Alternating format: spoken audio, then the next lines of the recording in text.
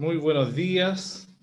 Soy el presbítero Juan Andrés Basli de Erices, académico de la Facultad de Ciencia Religiosa y Filosofía de la Universidad Católica de Temuco.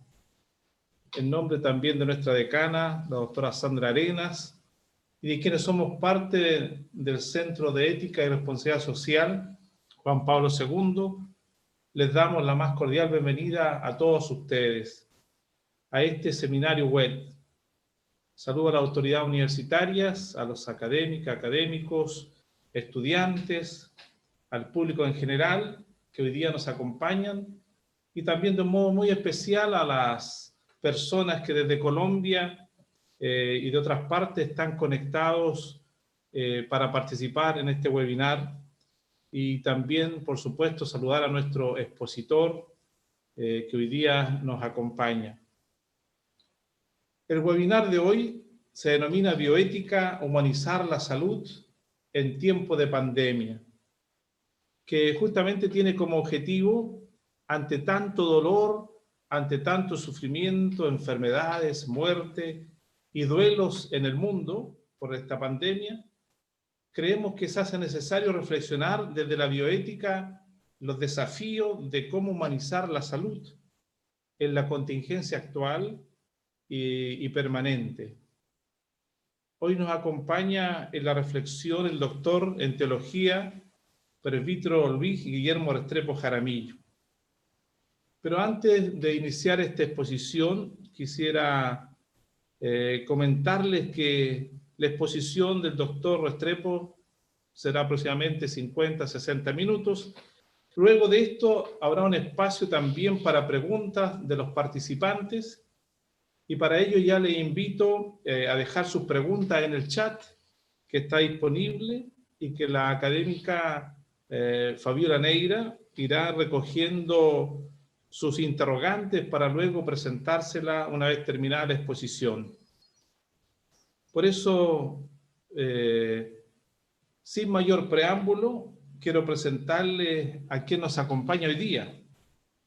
Es el presbítero Luis Guillermo Restrepo Jaramillo, doctor en teología, de nacionalidad colombiana, que vive en la ciudad de Manizales, donde ejerce sus tareas académicas y pastorales, ¿no? Tiene una rica formación académica, voy a nombrar algunas cosas nomás, porque es muy largo, ¿no? Él se formó como sacerdote en el Seminario Mayor de Nuestra Señora del Rosario de Manizales, ¿no?, donde recibió la formación de la filosofía y la teología.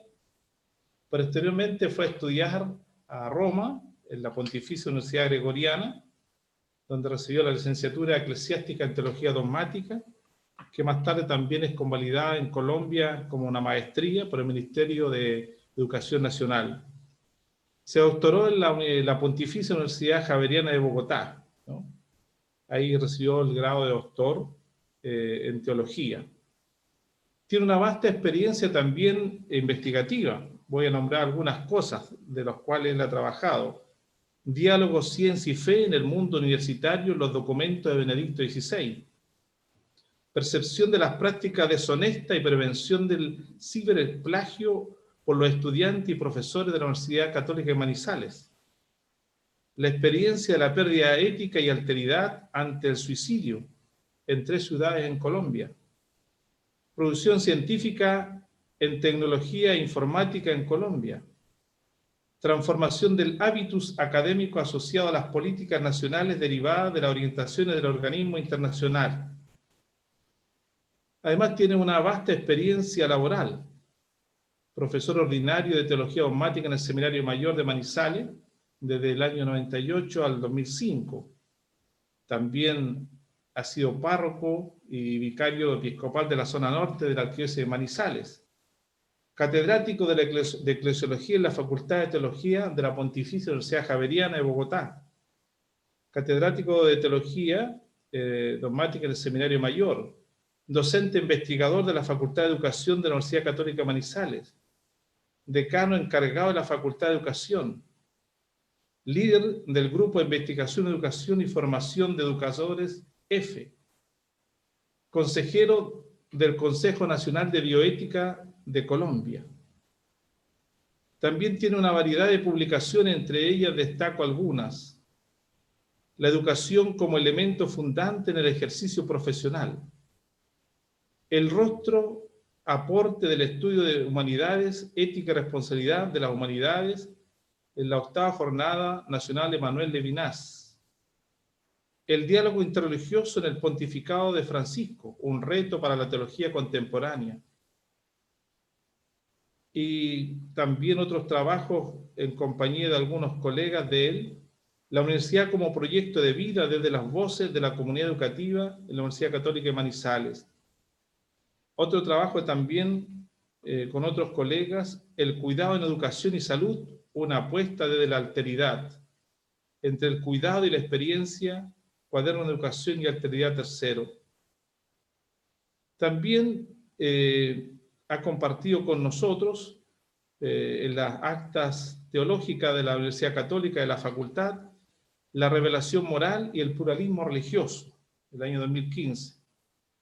Participa en algunas redes de conocimiento especializado, red de teólogos javerianos, del Observatorio de la Diversidad Religiosa y de las Culturas en América Latina y el Caribe, Red Nacional de Programa de Educación Religiosa, Afines, Redere, Red Iberoamericana de Estudio y Pensamiento Raymond Panicat, Red Nacional de Comité de Ética e Investigación en Colombia.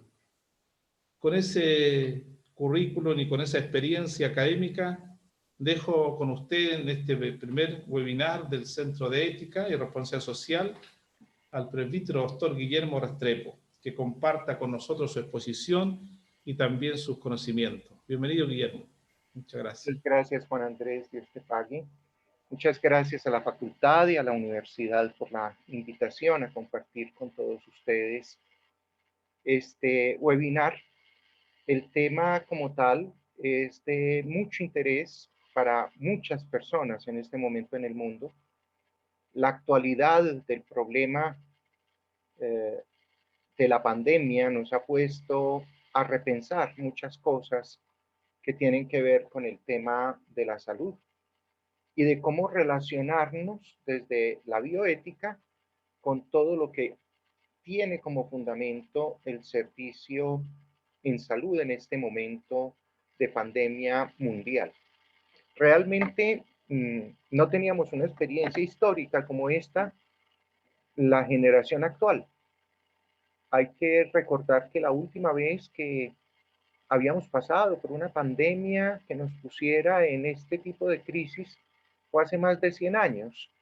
A fin de cuentas, la gripe española en el 1918 es lo más cercano a este tipo de experiencia que hemos tenido. Sin embargo, nuestra experiencia actual también es muy diferente a las experiencias anteriores frente a pandemias, porque tenemos una cantidad de elementos nuevos que nos han permitido enfrentar la pandemia de otros modos y que nos han permitido vivir nuestras cuarentenas obligatorias de otras maneras. Hace 100 años no teníamos internet, hace 100 años no contábamos con estos desarrollos tecnológicos, hace 100 años no teníamos el desarrollo de las vacunas con el que contamos hoy por hoy, ni teníamos los desarrollos científicos y tecnológicos en la salud con los que podemos estar contando en este momento como parte de nuestra manera de enfrentar esta pandemia del COVID-19. Sin embargo, en todas las pandemias que ha habido en la historia, un tema fundamental ha sido la humanización del trato con todos los agentes que tienen que ver con la intervención de la salud frente a la pandemia. Y aquí es importante que antes de comenzar dejemos en claro una cosa. No vamos a hablar de humanización de la salud solo frente a los pacientes. La humanización de la salud en tiempos de pandemia tiene que ver con todos los agentes que se ven implicados en el proceso. Aquí vamos a humanizar a la médico, a la doctora, al enfermero o la enfermera, a los auxiliares, a la familia del enfermo y al enfermo. Porque todos los que estamos interactuando frente a la pandemia tenemos que asumir realmente desde nuestra humanidad cuál es la realidad de esta enfermedad y de esta circunstancia y cómo asumirla de manera humana, porque en realidad la humanización de la salud parte de un concepto fundamental y es la bioética como tal, la bioética general. Nosotros por allá en 1979 empezamos a escuchar los famosos principios de la bioética, que son fundamentales para poder hablar de la humanización de la salud.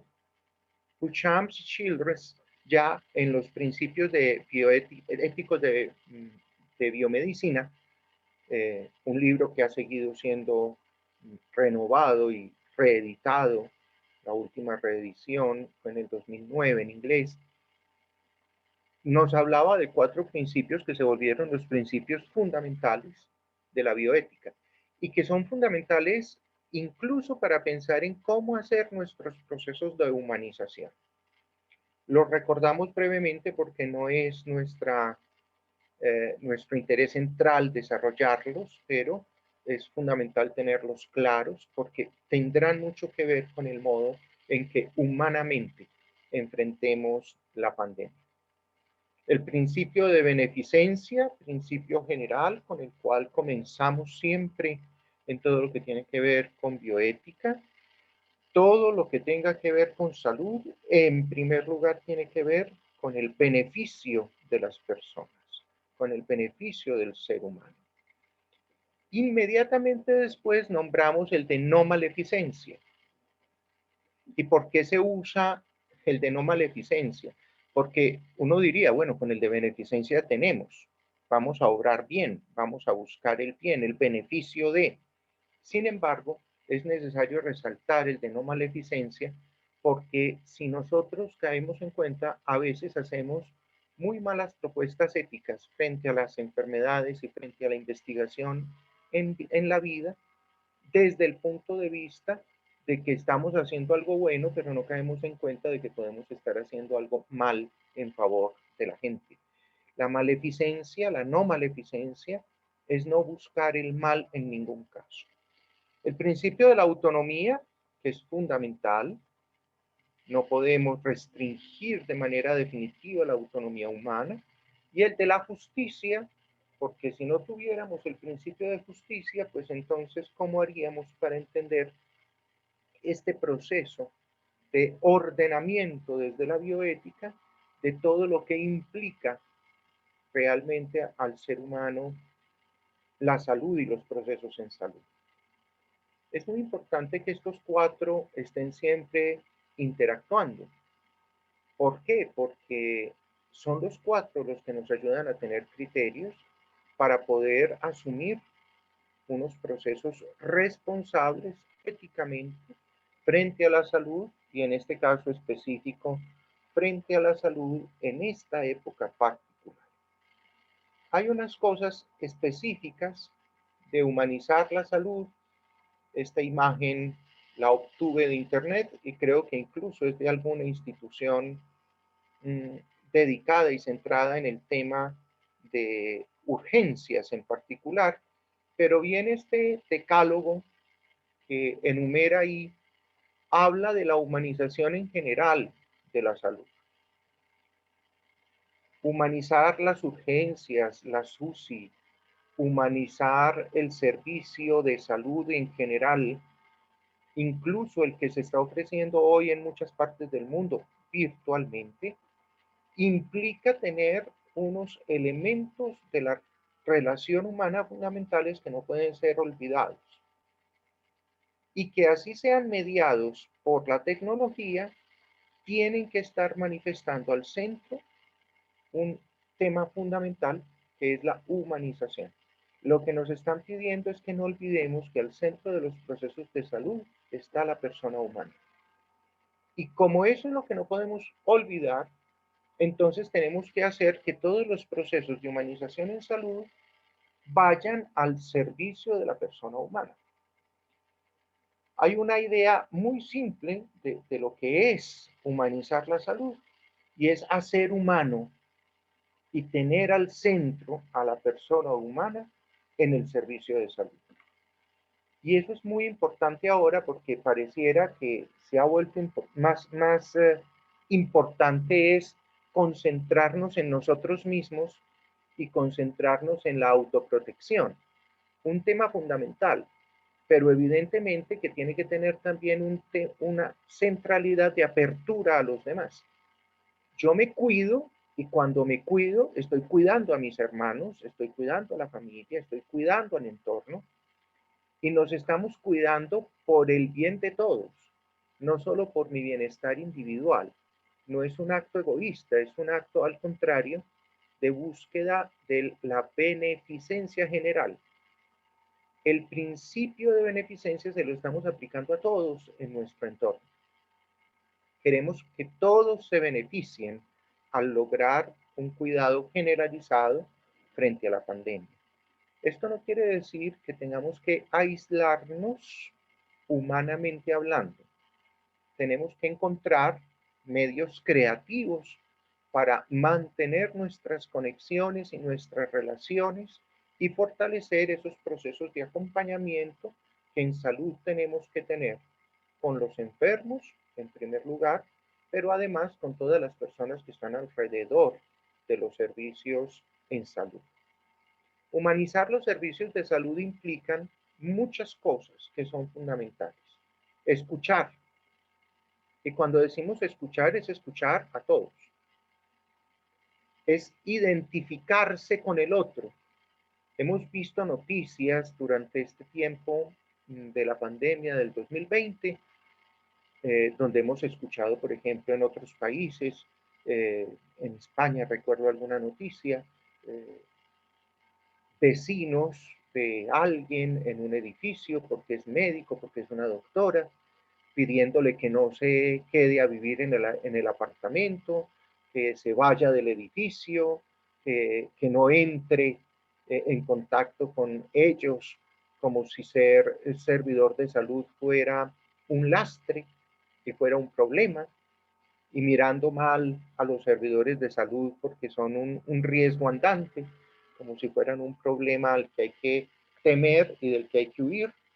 Y se nos olvida que también son personas, que también son seres humanos y que también hay que fortalecerlos para que puedan prestar su servicio. El servicio de los agentes de salud necesita del reconocimiento y de la humanidad de quienes estamos en la sociedad a su alrededor para poderlos fortalecer en estos procesos de servicio. Pero también tenemos que entender que hay que humanizar el trato con el paciente. Y ya de por sí va a ser difícil. Cuando encontramos al paciente, por lo general está pasando por inicios de rechazo de su entorno. Hay un rechazo de la familia. Usted se cuida y se aísla, pero sin embargo pareciera que todo el mundo a su alrededor, hasta los amigos, no supieran cómo obrar con el enfermo y se alejan. Ese distanciamiento, esa ruptura de la empatía y de las relaciones, hace que para el paciente su enfermedad, así no sea vivida como con la gravedad que tendría que tener ya en un hospital, en unos cuidados intensivos, ¿no? En fin, así sea simplemente en su casa y no manifieste grandes síntomas, termina viéndose como una persona aislada por los demás y no solamente aislada de modo autónomo porque ella entiende o él entiende que requiere ese aislamiento para no propagar el virus, sino que además pareciera que lo vieran como si fuera un lastre para la familia o para la sociedad o los amigos. La gente parece desconectarse inmediatamente del enfermo y creer que si no lo llaman, si no hablan con él, si no lo ven, no les va a dar la enfermedad. Y entonces, como no me va a dar la enfermedad, yo me aíslo totalmente del enfermo. Al aislar de ese modo al enfermo, terminamos deshumanizándolo, porque además terminamos rompiéndole las posibilidades de ver las relaciones humanas como un elemento más de su proceso de mejoramiento y de superación de la enfermedad. Muchas personas necesitan, y es una de las cosas que se ha evidenciado durante la pandemia, del apoyo de los demás, porque el afecto influye en el proceso de enfrentar la enfermedad. Una persona sin la empatía de los suyos, sin el acercamiento de los suyos, así sea a través de los medios de comunicación, de la cámara, de preocuparse unos por otros a través del celular, de estar interesados en el bienestar ajeno, pues sin eso se hace mucho más difícil el proceso de mejoramiento del paciente. Humanizar las relaciones entre las personas que interactúan en salud también es muy importante.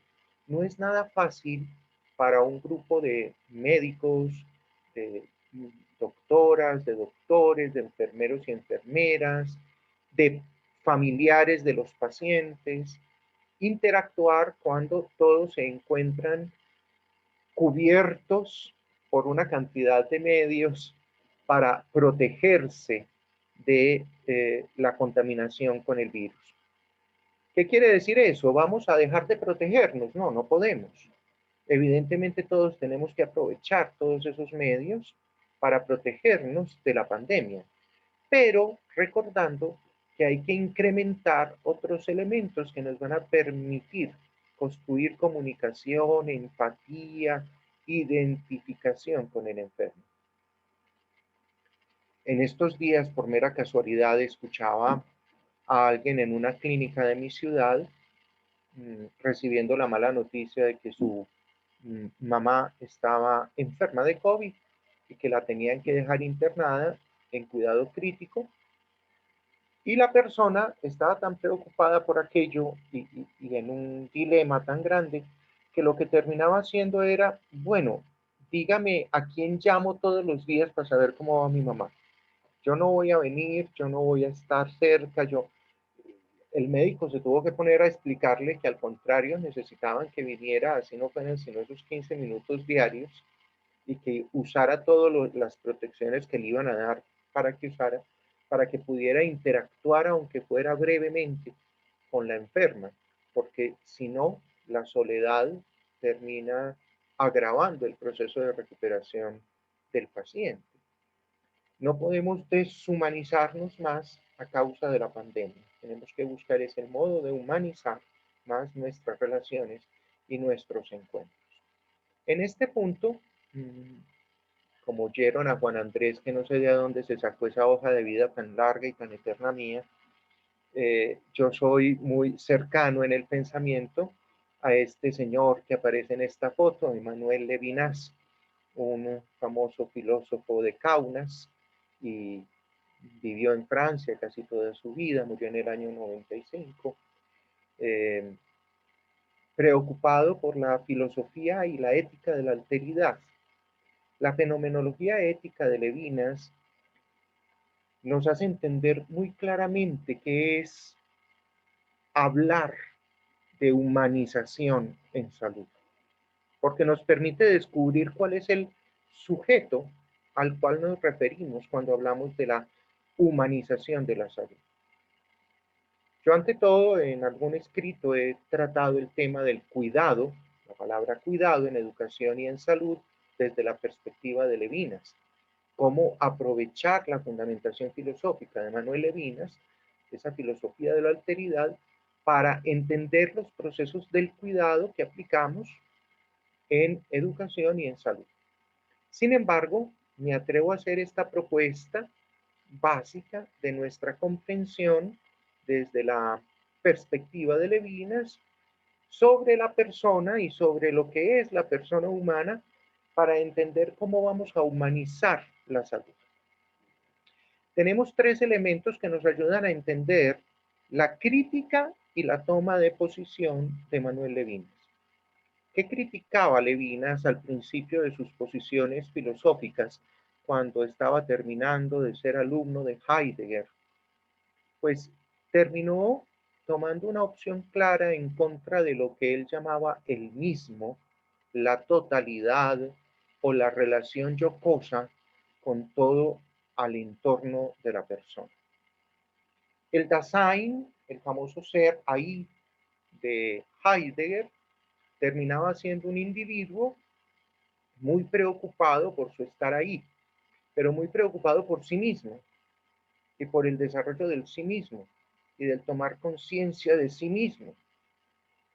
Entonces, nuestro amigo Levinas empieza una crítica a su maestro y empieza a sufrir, digamos así, poco a poco un desplazamiento en su pensamiento en el que termina diciendo, bueno, si lo que estamos propugnando por lo general en la filosofía desde el siglo XIX particularmente y a inicios del siglo XX es la totalidad, es, es una ontología del sujeto como individuo, como sí mismo, ¿qué podemos hacer para liberarnos de ese encerramiento en nosotros mismos y ir más allá? Entonces él propone la apertura al infinito, la relación sujeto-sujeto, que es la relación de alteridad, y la apertura al otro como fundamento de mi ser. Yo soy quien soy gracias al otro. Por eso el otro termina siendo fundamental en la perspectiva de Levinas. Y la ética levinasiana se funda es en el otro, no en el mismo, no en lo que yo tengo que decirte, sino que se trata de ir más allá de, siempre saliendo de mí. ¿Quién me saca de mí? ¿Quién me abre al infinito? ¿Quién es el que se encarga de decirme que yo soy mucho más que una totalidad encerrada en sí mismo? El otro. Por eso, para él la ética se fundamenta es en el rostro del otro que se me impone. Al otro no lo reconozco yo. El otro me reconoce a mí. Yo no le doy un sitio al otro. Porque cuando yo digo que le voy a dar un sitio al otro, lo que estoy diciendo es yo soy muy importante y yo soy el mismo que decide si tú tienes o no tienes un lugar frente a mí. Nuestro amigo Levinas dice, no señor, el otro es el que me dice quién soy yo. El otro es el que termina abriéndome realmente a todas mis posibilidades. El otro que se me impone es el que termina diciéndome que yo tengo que estar abierto y que mis relaciones no son sujeto-objeto, sino que son sujeto-sujeto. Cuidar del otro se convierte así en un acto fundamental de la humanización y de la condición ética del hombre, porque cuidar del otro es algo que me va a reclamar permanentemente esa otra persona. Ese otro que está ahí me está diciendo permanentemente con su mera presencia, con su mero estar ahí, que necesita de mí. Y mientras más necesitado sea ese otro, más me exige estar ahí. Por eso, nuestro amigo Levinas, que era judío, cita como el ejemplo paradigmático del otro que me necesita a la viuda, al pobre y al huérfano. ¿Por qué? Porque son las tres personas que en el Antiguo Testamento y en el marco de referencia judío están hablándole al corazón de la persona de que necesitan de la viuda, el huérfano, el pobre, me necesitan. Son mi reclamo permanente. Por eso el rostro del otro que se me impone, que me dice aquí estoy, es el que termina también haciéndome capaz de salir en servicio del otro, a cuidar al otro, al estar responsablemente con el otro. Y miren que no estamos hablando de un mero hecho de caridad o de servicio, digamos así, porque vamos a hacer, no sé, somos personas muy buenas gentes y tenemos una preocupación por el otro y queremos servir de algún modo. No, lo estamos haciendo por mucho más que eso, es una condición de necesidad humana. Servir al otro es mi condición de necesidad. Yo necesito servir al otro. Solo así soy. Solo así soy sujeto, solo así soy persona humana. Solo sirviendo soy capaz realmente de ser persona frente al otro. Entonces no es un mero acto de caridad o de generosidad de mi parte, sino que realmente estoy ejerciendo el servicio desde la perspectiva de un otro que me necesita y que al necesitarme me hace evidentemente consciente de quién soy, no como una persona egocéntrica, centrada en mí mismo, que quiere absorber todo alrededor como si fuéramos una especie de hoyo negro que lo absorbe todo para que todo le sirva, sino todo lo contrario. Una persona que se desarrolla, crece, es más humana, es más ética en la medida en que da, se da, comunica y recibe la comunicación de los otros que lo construye. Desde esa perspectiva entenderíamos un modo nuevo de humanizar. Y es importante entender modos nuevos de humanización porque a veces en la salud hemos caído en tentaciones muy filosóficas y muy complejas que tienen que ver con la cientificidad y con la tecnologización del hombre del siglo XX y XXI. La bioética nos habla de que busca humanizar a la persona humana, a todos los seres humanos y a todo el bios que tiene que ver con esas personas, con esos seres humanos. Por eso es muy importante entender la bioética como humanizadora de por sí, porque la bioética quiere desarrollar todo el entorno del ser humano, donde el ser humano realmente es, crece, vive, se desarrolla. En medio de nuestras lecturas me encontraba esta cita que quise poner aquí de Carlos Andrés Andino Acosta, un magíster colombiano sobre el tema de la bioética, filósofo, teólogo.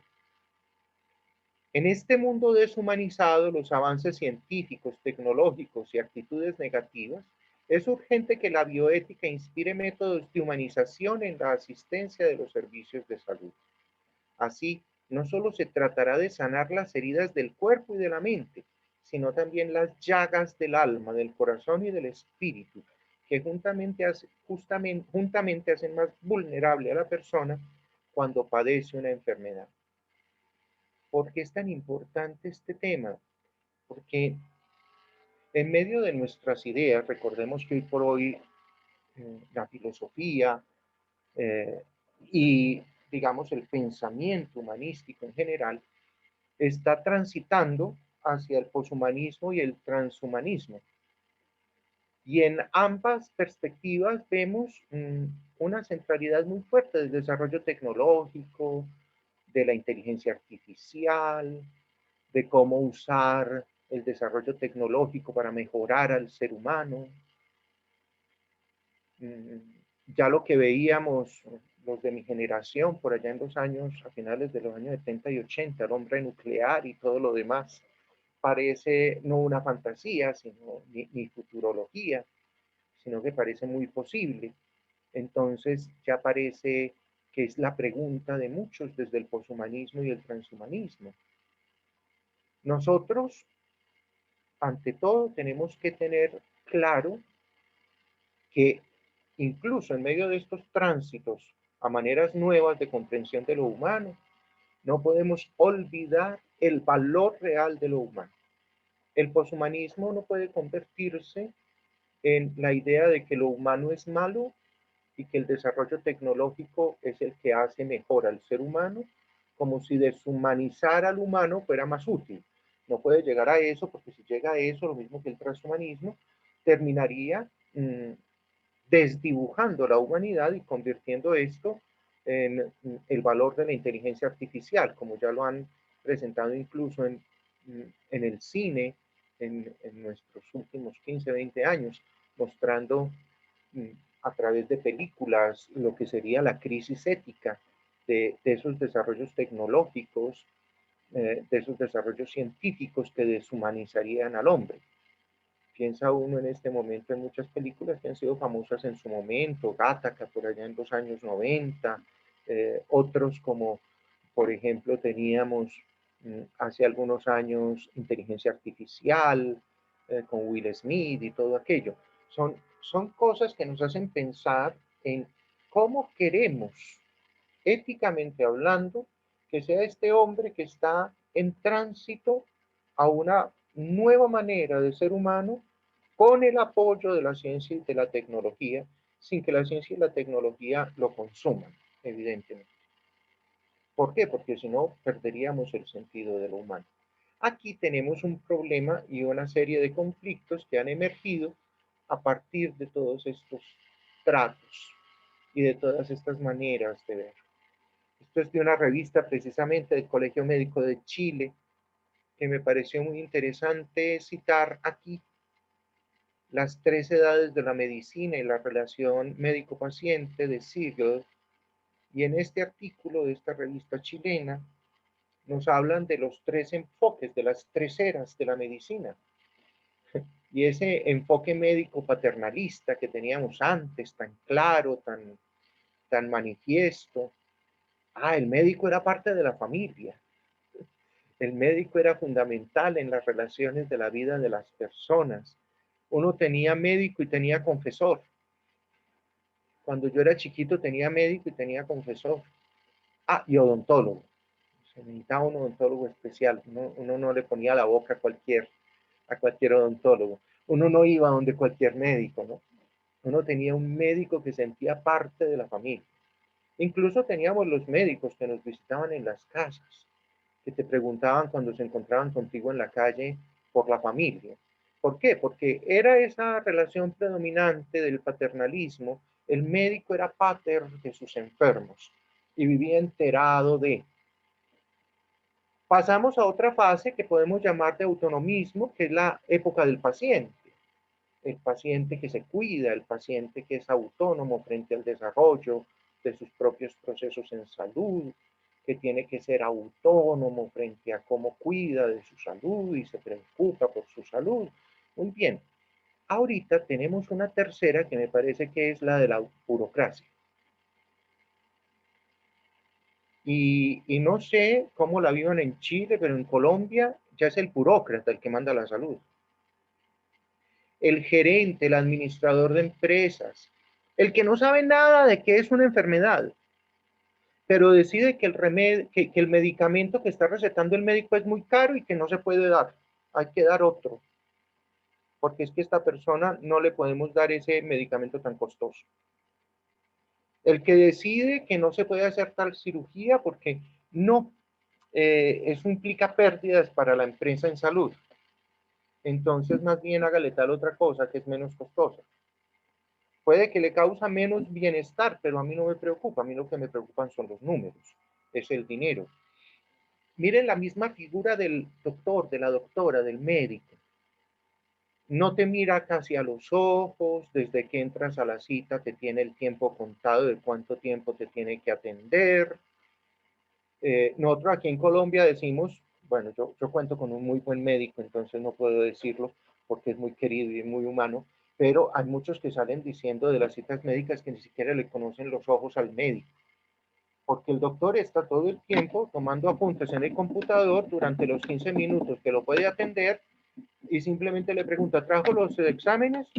Tal cosa, ¿cómo está la temperatura? ¿Cómo figura tal otra? Ahorita todos nos preguntan, ¿en los últimos 15 días ha estado de viaje? ¿A dónde? ¿Ha estado en contacto con un paciente con COVID-19? Pero es respondiendo a ese documento que tiene que quedar en internet y que tiene que ser el registro de que atendía al paciente. Y ni siquiera tengo el acercamiento de, buenas, ¿cómo está? ¿Cómo le ha ido? ¿Cómo está la salud? ¿Qué lo trae por aquí? ¿Cómo se siente? ¿Cuáles son sus síntomas? ¿Qué tiene? Me preguntan, ¿qué tiene? Uno le puede responder plata en el banco. Puede responder por cualquier cosa. ¿Qué tiene? Por favor, uno espera que el médico al menos tenga tiempo para preocuparse por mi enfermedad. El médico paternalista incluso, y los médicos presentes seguramente estarán de acuerdo conmigo, en aquella época tenían una cosa maravillosa que era el ojo clínico. El médico cercano, familiar, que te conocía la historia entera de memoria, la historia clínica de memoria, te veía, le decías, me está doliendo por aquí. Llegaba, hacía una percusión con la mano, te decía, tienes un problema de colon. Es que estuviste comiendo tales cosas, seguro. Ah, eso es mejor que hagamos tal tratamiento. Te atendía magníficamente, te tomabas el remedio, que te había recetado el medicamento, tal cosa, ve qué maravilla. Ahorita, como es alguien que no sabe, que no te conoce, que no se puede dar el lujo de ver toda tu historia clínica, porque tu historia clínica son 90 páginas, igualitas todas por lo general, porque cada que vas a una cita de control la llenan exactamente igual. Y entonces el médico termina diciendo, pues bueno, le voy a mandar estos exámenes y tráigalos para la próxima cita. Y hasta que no vengas con los exámenes, yo no te sé decir qué pasa, ni qué tienes, ni qué puedes hacer por ahora. Nosotros en Colombia molestamos mucho porque aquí a todo el mundo le recetan lo mismo cuando va de urgencias al médico. En primer lugar, a todo el mundo le dicen, yo no sé cómo se llamará en Chile, pero acetaminofén. Y entonces tome 2 acetaminofén cada 6 horas, cada 8 horas, tome mucho líquido y hagas estos exámenes. Cuando tenga los exámenes, vuelva. Pues el acetaminofén está muy bueno porque te quite la fiebre y si te está doliendo algo suavemente, pues que no te duela mucho, pero de ahí no pasamos. Entonces, hasta que el caso no se vuelve de urgencia, si no tienes que ir donde el médico general, sino a las urgencias clínicas, pues no te prestan la atención debida en casos incluso en los que entra en peligro la vida del paciente porque no ha contado con todos los elementos necesarios del tratamiento y de la prontitud que requería. Esta nueva fase, este nuevo modelo o enfoque que está viviendo la medicina hoy de la burocracia, pues a mí me parece que deshumaniza la salud, porque no le permite a los agentes de la salud ser humanizadores del proceso. Y en este momento de pandemia se agudiza, porque entonces la relación burocrática se ha vuelto relación burocrática desde que te reciben en la puerta del instituto de salud donde vas, o de donde vas a ir a la consulta médica. Porque entonces a 2 metros, venga, le tomo la temperatura, respóndame este test, siga por tal parte, recuerde que no se debe acercar a nadie, pero pues nadie te ve, nadie te reconoce, tú tienes mascarilla, los otros también. Hay una cantidad de cosas que bloquean tu relación interpersonal. Y las relaciones burocráticas se vuelven cada vez más exigentes y más fregadas, ¿no?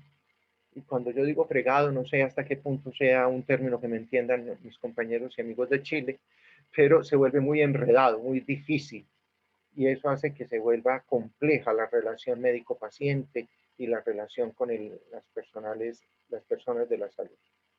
Una de las exigencias de esta nueva era es que el médico integre en la toma de decisiones el criterio de asignación de recursos, equilibrando los deseos del paciente con la eficiencia y conveniencia social e institucional.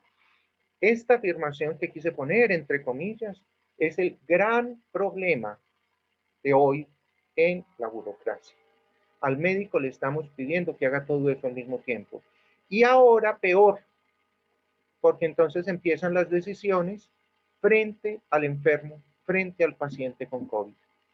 En Manizales, en Colombia, en este momento en Manizales, estamos en el punto más alto de la pandemia. Ya estamos con la alerta roja, porque tenemos más del 80% de las unidades de cuidados intensivos ocupadas por pacientes COVID. En este momento ya en cada institución de salud tienen que tomar la decisión de podemos o no podemos, a quién aceptamos para pasarlo al respirador y a quién no.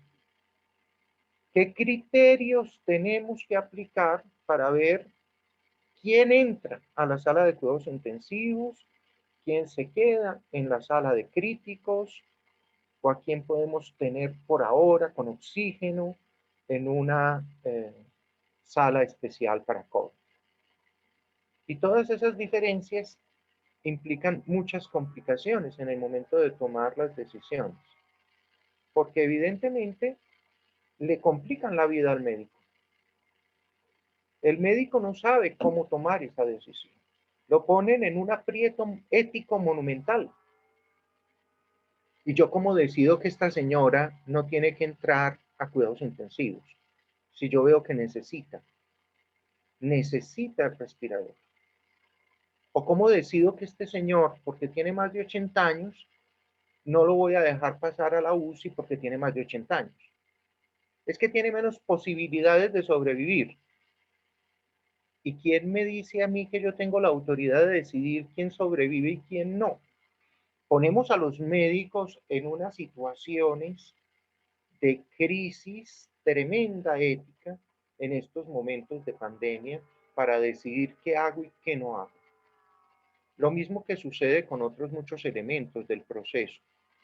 Miren estos temas tan importantes durante la pandemia. Los tres son fundamentales, los tres requieren criterios, en los tres nos ponen en crisis ética frente a la pandemia. El servicio médico, emergencia, SUSI, ¿a quién, cuándo, cómo, hasta dónde? Eso pone a todo el servicio médico en crisis. En la investigación, las vacunas y tratamientos, ¿cuáles? ¿Para quiénes? ¿Cómo hacer la investigación sin violar los procesos éticos que se deben tener en medio de una investigación para poder formular una vacuna, para poder formular un tratamiento?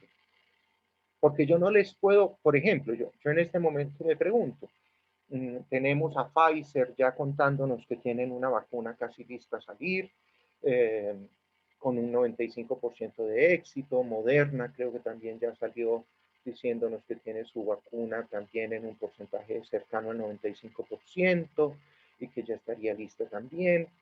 Sin embargo, hay una pregunta que uno se hace como investigador.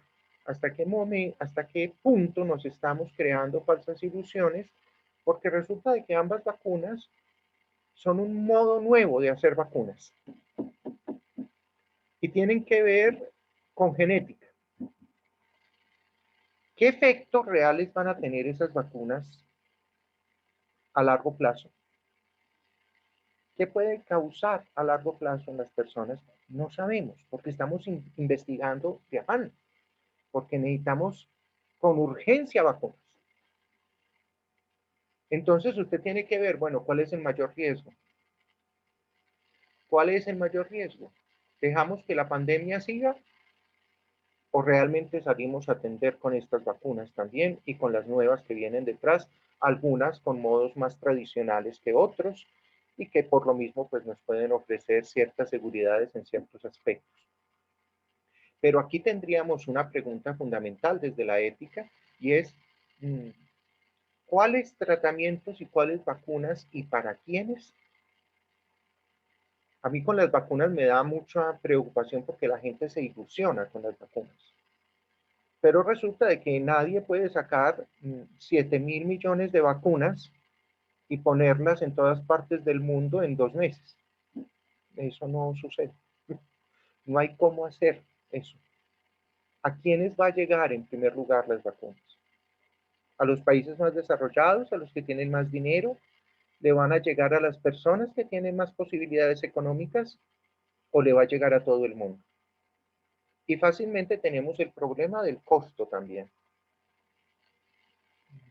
Entonces ahí tenemos otro problema sobre la humanización que nos va a poner en crisis ética, porque a quiénes vamos a ignorar, a quiénes no vamos a tener en cuenta, a quiénes vamos a poner en riesgo, o de quiénes nos parece más pertinente, entre comillas, que estén en riesgo que otros. Y los otros aspectos que tienen que ver con este tema también ético es el tema de la economía. Porque la economía no puede estar simplemente al servicio de indicadores, tiene que estar al servicio del hombre. La economía también es humana y por lo mismo también tiene que pensarse en este momento como una economía de pandemia. ¿Para qué? Para el mejoramiento de la vida humana, para la humanización de las personas. No podemos pensar que vamos a esperar simplemente a que la economía de libre mercado y neoliberal, pues se lleve por delante a quienes no sean capaces de funcionar de acuerdo a lo que la economía del mundo de hoy plantea. A mí me parece que es un llamado de atención a la humanización en general desde todas las tres perspectivas, desde los servicios de salud, desde la investigación y desde la economía, al servicio de un ser humano cada vez más humano, más pleno, que viva realmente de una manera más humanizante su enfermedad y su circunstancia actual de la pandemia. En cuanto a los servicios de salud, pues estas son las preguntas que todos nos hacemos. ¿Para quién es la UCI? ¿Para quién es la unidad de cuidados intensivos? ¿Quién decide y con qué criterios quién entra o quién no en cuidados intensivos? En emergencias, ¿cómo se atienden emergencias? ¿A quiénes? ¿Con qué criterios? ¿En qué condiciones? El médico de urgencias, la doctora que trabaja en urgencias hoy por hoy, tiene un peligro grandísimo de contaminación. Lo mismo que las enfermeras y enfermeros que trabajan en cuidados en emergencias. ¿Cómo hacer para cuidarse todos y a la vez servir al paciente que está entrando en emergencia? Incluso en esta circunstancia hay otra pregunta más. ¿Qué hacemos con el que no tiene COVID pero está enfermo grave? Porque es que en este momento incluso pareciera que la única enfermedad grave fuera el COVID. Y resulta de que tenemos gente con los problemas y las enfermedades de siempre. Y cáncer y enfermedades cardíacas. Y tantos problemas, otros virus distintos, infecciones bacterianas. Dejamos de pensar en ellos para concentrarnos solo en la pandemia. Requerimos evidentemente seguir humanizando el cuidado de todos y teniendo la atención médica necesaria para todos. La salud implica muchos elementos que tienen que ver con la humanización. En este punto que puse ahora mi énfasis en la investigación, las vacunas, cuáles, para quiénes, los tratamientos, cuáles y para quiénes, son fundamentalmente preguntas que nos tienen que hacer vibrar por la pregunta ética, que es realmente lo que le va a permitir a las personas ser, porque es que es ser humanos, plenamente humanos. Y aquí tenemos un problema muy serio, que es el de los criterios. ¿Con cuáles criterios vamos a hacer esto? Y no se los podemos dejar al médico. Ese es un modo irresponsable de la sociedad de desencartarse del problema ético. No, pues que el médico que está ya en cuidados intensivos decida a quién recibe y a quién no. Pero eso termina poniendo al pobre médico de cuidados intensivos, doctor o doctora, en la crisis de su vida cada vez que le llega un paciente. ¿Lo recibo o no lo recibo? Y si recibo a este, ¿por qué no recibo a aquel? Y es ponerlo en unos aprietos serios. Y por eso es necesario tener claro los criterios y ponernos socialmente de acuerdo con los criterios, porque eso no es fácil. Incluso el Estado tiene que tener desde los ministerios de salud una propia perspectiva humana frente a qué criterios utilizar. Bueno, ¿quiénes humanizan la salud? Miren, todos. Yo por aquí me di el lujo de poner a todo el mundo como una posibilidad. Pero aquí son todos, el médico, el enfermero, la gerente de la clínica, la paciente,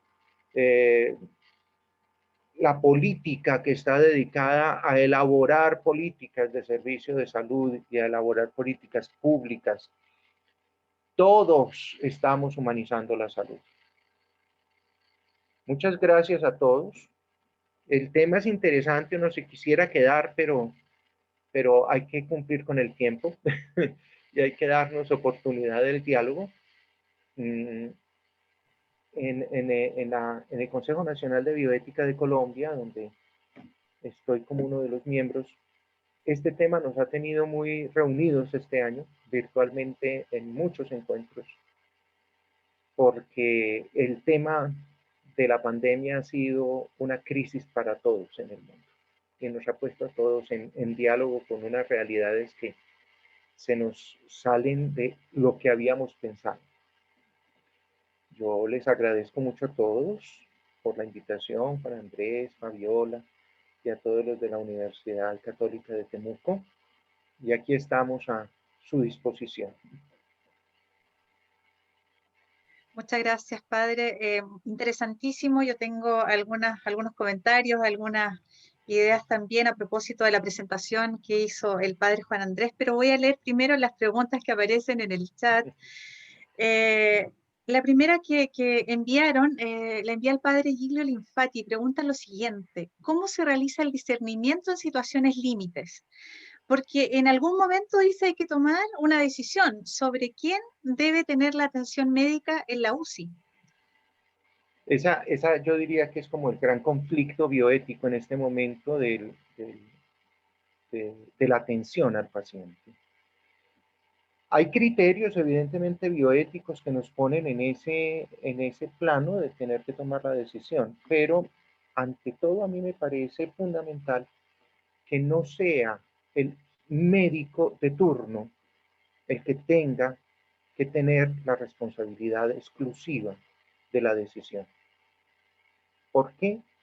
Porque eso es desencartarse la sociedad del problema y de tratar de dar unos criterios a seguir que sean más generales, de tal manera que al menos el médico que está atendiendo cuidados intensivos pueda, a partir de unos criterios que ya le han sido dados por la sociedad a través, por ejemplo, de los ministerios de salud, tomar la decisión, pero no sentirse el único que toma la decisión, porque es que se le vuelve a usted un conflicto ético tan serio que habría personas que terminarían diciendo, prefiero no decidir.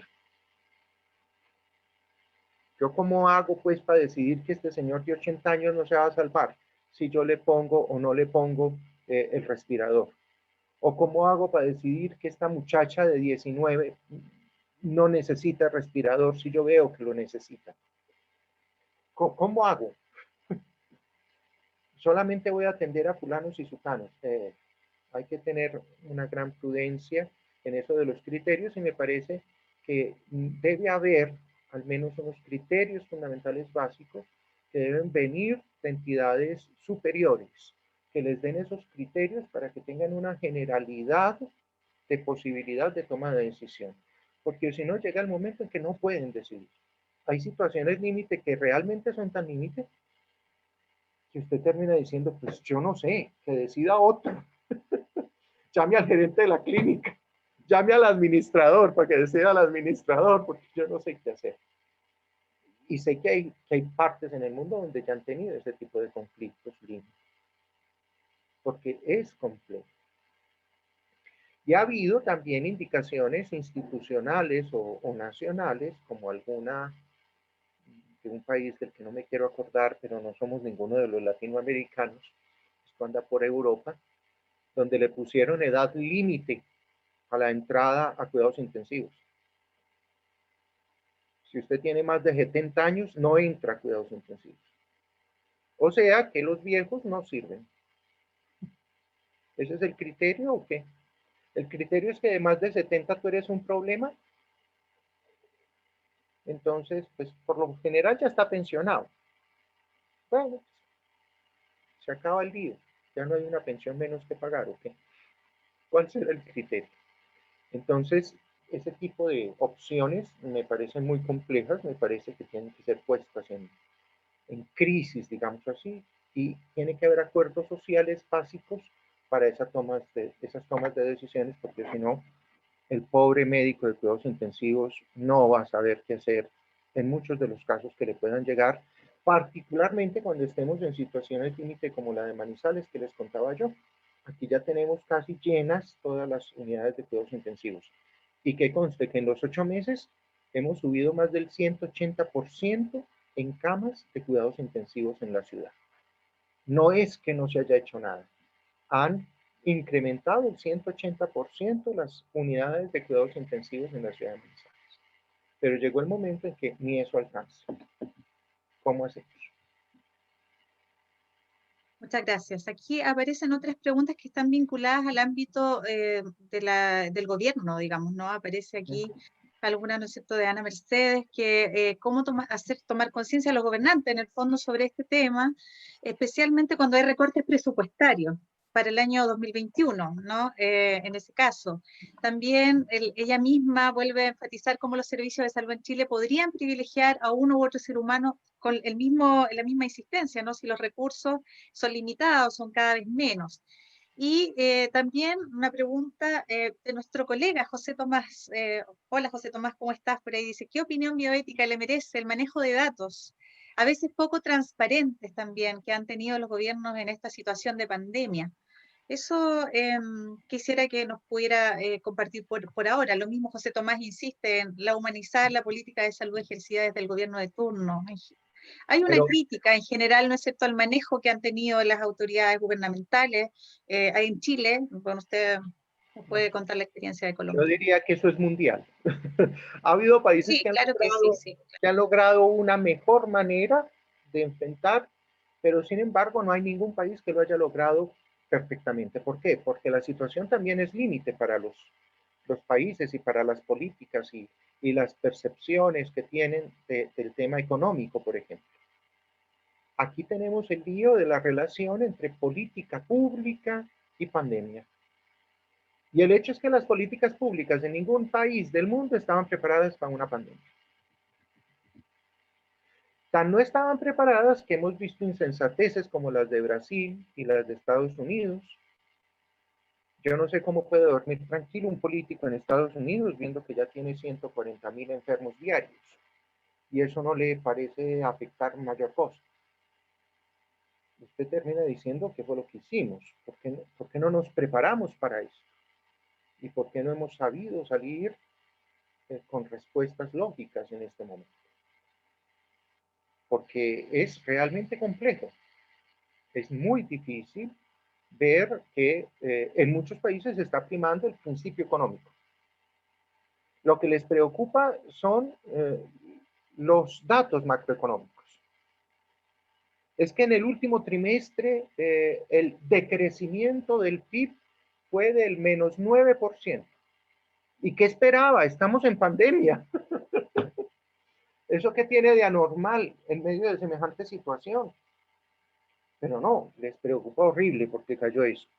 Pero no les preocupa que haya gente muriéndose de hambre a causa de que no hemos sabido asumir la situación en este momento y no hemos sabido implementar políticas de respuesta urgente a la situación. Entonces hay gente que no tiene la enfermedad, pero que a causa de la pandemia está sufriendo un empobrecimiento mucho mayor y está pasando por situaciones mucho más difíciles. Y parece que con esos no contáramos, porque esos no tienen que ver con la pandemia. La pandemia es al que le da la enfermedad. Es el enfermo solamente por el que me tengo que preocupar en la pandemia. Nosotros aquí en Colombia, por ejemplo, en ese tema económico, a causa de la pandemia y de otros agentes que hubo alrededor, tenemos una crisis. La crisis es muy grande en el campo, en ciertas zonas de Colombia, porque son productores de papa. Y resulta de que en ese momento tienen la cosecha de papa inmensamente grande, a menos del 60% de lo que normalmente se vendía. Y salen a las carreteras a vender sus bultos de papa baratísimos al que se los quiera comprar. Porque al menos que entre algo. Y uno dice, ¿y dónde está la política pensando estas situaciones que son coyuntura de la pandemia y que no se supieron atender y se volvieron un problema más grande? Porque centramos la atención sobre ciertas cosas y se nos olvidan todos los demás elementos. Pero, por ejemplo, yo creo que una crisis más fuerte que esta para las preguntas sobre nuestras políticas económicas y sobre nuestras políticas en salud no vamos a tener. Esta es la oportunidad para que nuestros países repiensen las políticas económicas y las políticas en salud. Porque, ¿qué es lo único que nos asegura la pandemia? que ya nos dimos cuenta de que es posible que nuestra fragilidad sea tan grande que después pueda haber una pandemia incluso peor que esta. Y tenemos que estar preparados. Y entonces estar preparados, ¿qué implica? En políticas de salud, en políticas económicas, para lograr humanizar realmente. Y que no se nos olvide que las políticas son para el bienestar común, porque es que a veces lo que le ha sucedido a la política en el mundo es que se le ha olvidado el servicio al bien común. Entonces, cuando el bien común se esfuma, pues usted empieza a hacer políticas por otros motivos.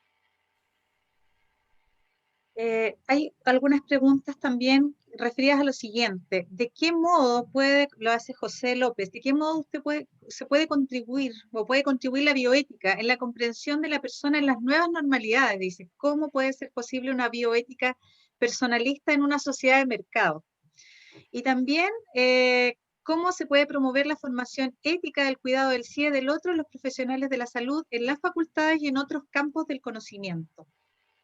Pues empecemos por la última partecita que me parece muy Ujú. interesante. Quienes más se han interesado por la humanización de la salud son los médicos y las enfermeras. Donde hay carreras de medicina y donde hay carreras de enfermería, es donde más se preguntan por la humanización de la salud. ¿Por qué? Porque quienes más ven en crisis su servicio a la sociedad con este tipo de modelos que se han ido implementando son ellos mismos. Y son quienes más han regresado a la idea de quién es el paciente, quién es el que sirve al paciente, cómo servir al paciente. Entonces, todos esos temas sobre el cuidado, todos esos temas sobre la ética, la mayoría de los bioeticistas que yo conozco tienen que ver con la salud.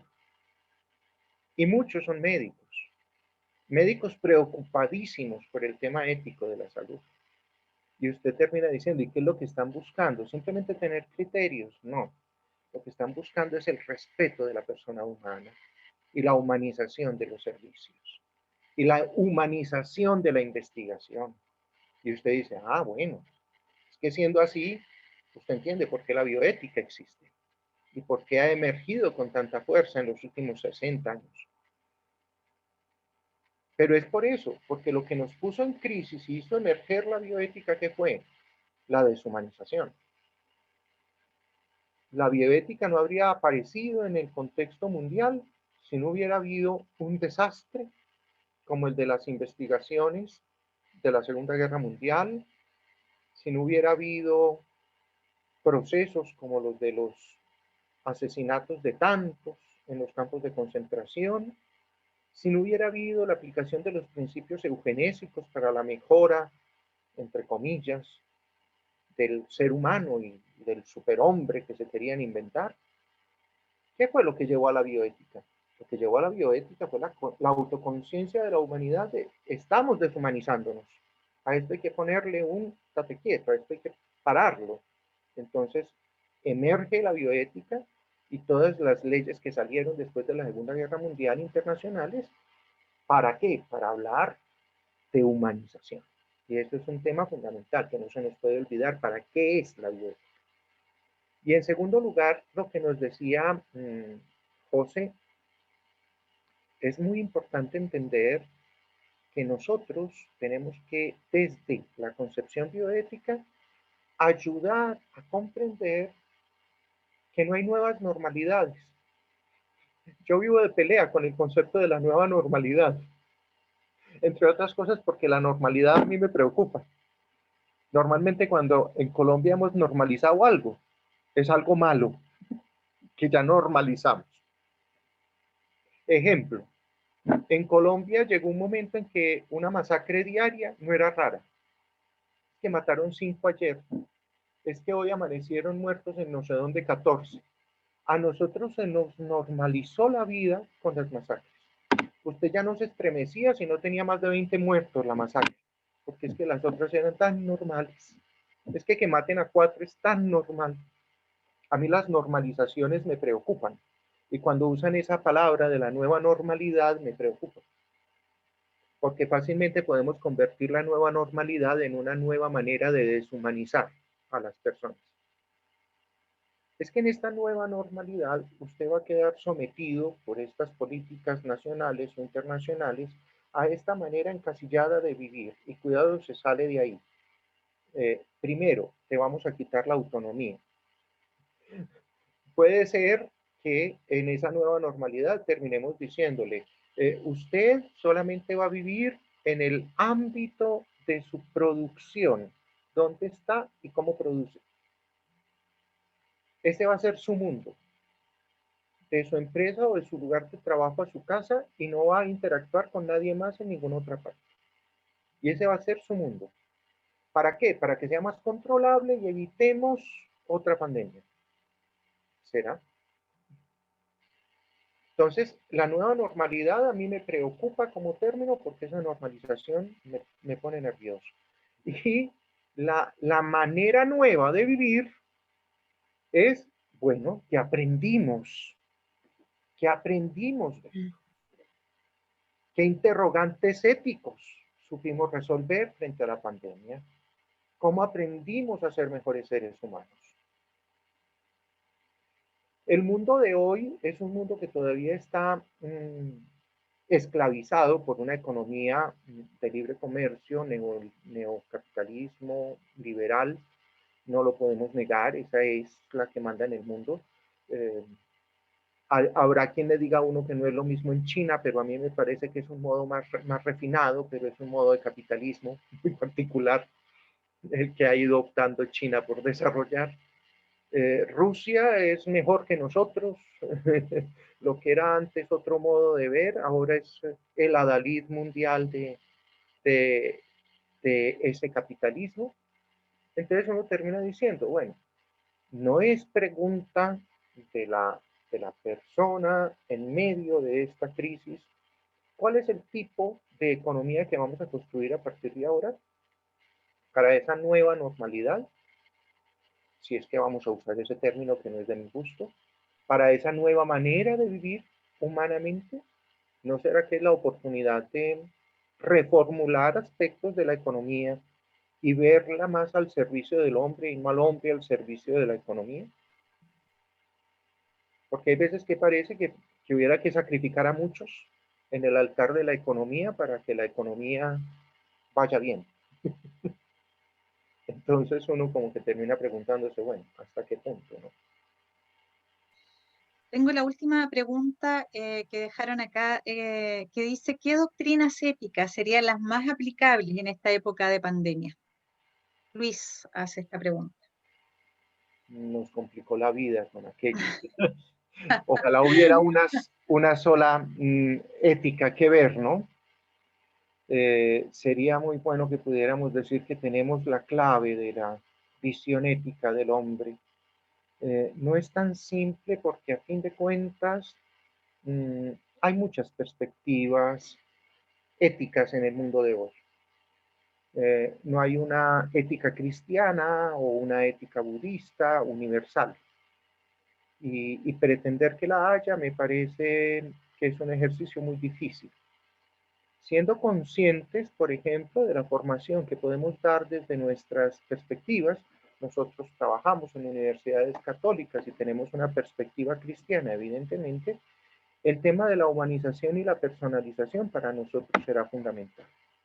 ¿Por qué? Porque todas las éticas y bioéticas cristianas tienen como centro la persona, tienen como centro el ser humano. Y el bien común de esos seres humanos será fundamental. Yo, por ejemplo, soy de los que sigo una ética personalista, me encanta esa visión, el valor de la intersubjetividad, de la relación con el otro, del reconocimiento del otro. Las éticas de la alteridad para mí son un acto fundamental de reconocimiento del valor de la vida humana y de las personas. Por eso me parece un buen ejemplo y lo puse como un ejemplo de visión ética para fundamentar una humanización de la salud en tiempos de pandemia.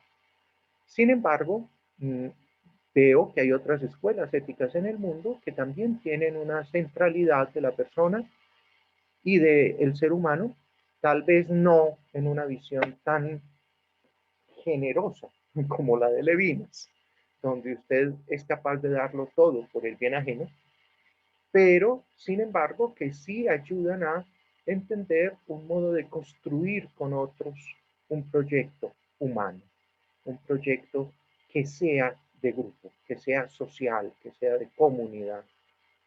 Y lo que habría que tener claro sería que fuera un principio fundamental donde el ser humano realmente esté al centro de esa búsqueda de humanización y de bienestar general, que no sea el bien del individuo. El utilitarismo creo que no entraría dentro de las posibilidades de comprensión de una ética actual, porque el utilitarismo terminaría no dando respuesta a estas necesidades humanas que tenemos frente a la pandemia.